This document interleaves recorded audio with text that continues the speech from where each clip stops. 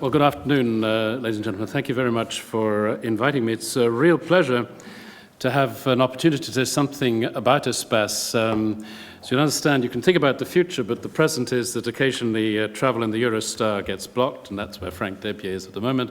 I'm told he's at the door, so maybe he'll be able to be part of the presentation, I hope, as well.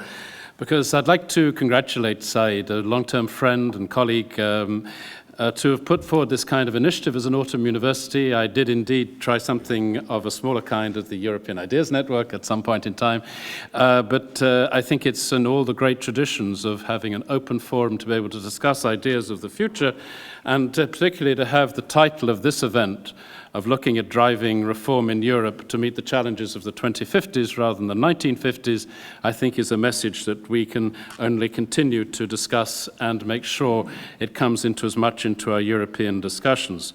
But it leads me to ESPAS. And ESPAS is a system which was created in response to two budgetary lines in the previous parliament. They are ECR budget lines because they were put in my name when I was an ECR member, so it's basically this is an ECR initiative, which is to explore the establishment of an interinstitutional system identifying long-term trends relating to the European Union and to provide common analyses of probable outcomes on major issues for policymakers. It's been established from the outset with close cooperation of those involved in long-term trends in the US administration. This cooperation is ongoing, illustrated by the fact we've already discussed the content and possible follow-up to the report, which I shall introduce in a moment if Frank isn't here, with key players in Washington during the summer. Among the objectives defined in the budgetary texts, which were put, I'll cite three, because they provide the basis for the ESPAS system. First is to provide regular input to the EU institutions to nourish long-term and medium-term strategic thinking, including reaching out to academics, think tanks, and other stakeholders to provide a broad perspective. Develop links with other countries and organizations undertaking global trends work in order to benefit from their expertise. And last but not least is build and maintain an open website and a global repository for all relevant information to facilitate access to citizens, linking the site to other working websites on long-term trends across the globe. That was the intention. So what has happened so far? Since the first meeting 5 years ago, the system has deepened its interinstitutional nature now to cover all major institutions of the European Union, the Parliament, the Commission, the Council, the External Action Service, and now the Committee of the Regions and the Economic and Social Committee. The task force which I originally chaired has now been converted into a steering group which had its first meeting in April this year under the chairmanship of Anne Mettler, who also doubles up as the head of political strategy for the President of the European Commission.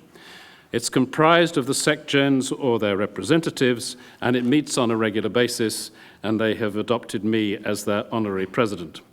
So what are the evolving activities of ESPAS? First, ESPAS has established a strategic report, which is called Global Trends to 2030. Can the EU meet the challenges ahead? That is on the ESPAS website and downloadable. This document identifies not just 5 major trends underway, but also 3 major global political revolutions underway, which the EU is going to have to take a note of in the time ahead. Secondly, seminars and conferences reaching out to experts in relevant fields are being organized in the months ahead. And not least, we had the annual conference of the new ESPAS looking system last week in Brussels, wholly devoted to economics and technology. And third, steps have been indeed taken to build this Orbis, it's called, the global repository, bringing together information on long-term trends so it can become a leading platform in the international dialogue in the global foresight field. So what about these global revolutions? I guess it's going to be me because Frank is stuck in traffic, no helicopter available.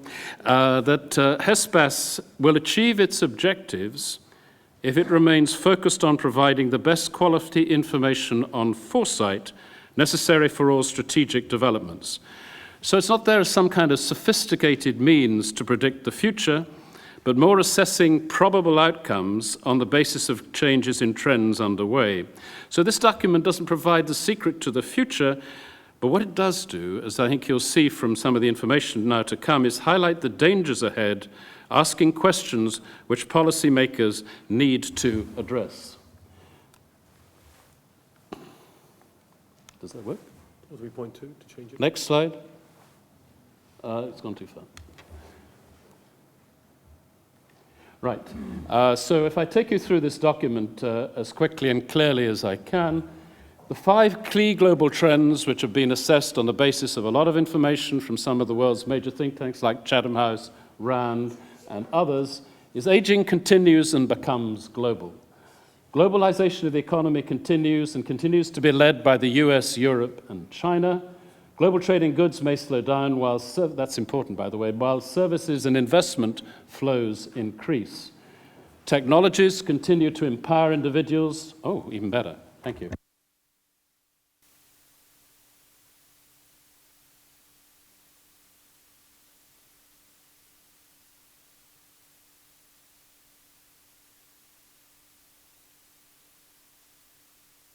Technologies continue to empower individuals and transform established business models as well as social practices. Fourth, climate change, growth of energy demand, and global competition for resources continue and potentially accelerate. Interdependence of nations continues while multilateralism remains fragile and expansion of democracy decelerates. So what you see, if you see it pictorially, sometimes it's much easier to be able to see this in a pictorial kind of way. You see global aging, where Europe is at the top of the agenda there. Maybe change a bit in China as it changes its own kind of thing, but I doubt that much. Secondly, you look at the globalization 2030, where the prediction is basically China will be bigger than either the EU or the US, but both the US and Europe become, of course, are still major players. Energy demand, it zooms up in China because, of course, that's the expansion. And water scarcity, you can see, affects different parts of the globe, but certainly in China and parts of Latin America. Here in the document, I only put it in here just to show you there's a very interesting summary of the global trends of the world and uncertainties, European Union trends and uncertainties, because there's nothing certain about trends except that they're probably not going to be exactly what you predict them to be. So what you come to is then the 3 global revolutions, and this is where I think a terminology which was decided in ESPAS rather than challenges its revolutions, that's the pace of the change which the European Union and, by the way, ourselves in our country need to adapt to. So you see the first one on global and economic technological revolution. What are the drivers of economic growth? 2015, this is something which would be useful if you can have a look at. Human population, human capital, capital investment, technology, and above all, of course, innovation. Looking at the global growth of middle class, you hear about that, but that's very clear in the work which is done in ESPAS of just how big it's going to be. That's the attraction of growing markets in Asia, where we've seen, of course, in the last few weeks, the way in which we're responding to that. Then this is really perhaps the most interesting thing of all to me, is where you can see year 1 of the Christian era. That's where the center of the gravity of the world economy was of course, in Asia. You can trace it back over to 1950 to the eastern seaboard of the United States, where the center of the gravity of the world economy was. And gradually, since then, there's gradually been a pace back towards Asia, and which is where by 2020 or 2025, it's going to be back in Asia. So you see that it's really been a whole process whereby it's the industrialization of Europe and the absence of China from the global system. And these kind of things are very well encapsulated in that graph, which shows this kind of quality of challenge which we have. Then there are just some things here about the multi-tech revolution, which are very interesting because it shows a lot of work which was done in the ESPAS process about new technologies underway. And then you come to something about innovation performance per regions. That's also, I think, of interest, which shows that basically, whether it's in Germany or in parts of Britain, where you have that, whereas, of course, other places are not quite so lucky at the moment in terms of their innovation performance. And that shows the way of the new landscape in capital markets. Of course, there'll be those here who know much more about capital markets than I do, about how exports will be declining, and of course, financial outflows will be growing. I move on quickly because what I'd like to come just to wrap up on the economic and technological side, the document it's not prescriptive. It's about foresight. But it does give ideas of the kinds of questions that one would want politicians in the strategic formation to be addressing, whether it be key elements of a strategy to promote growth without debt. How is it possible, for example, to encourage greater productivity through the use of ICT, etc.? So then you come to the second one, which is the social one, where I shall be quite brief, but it's still actually really interesting.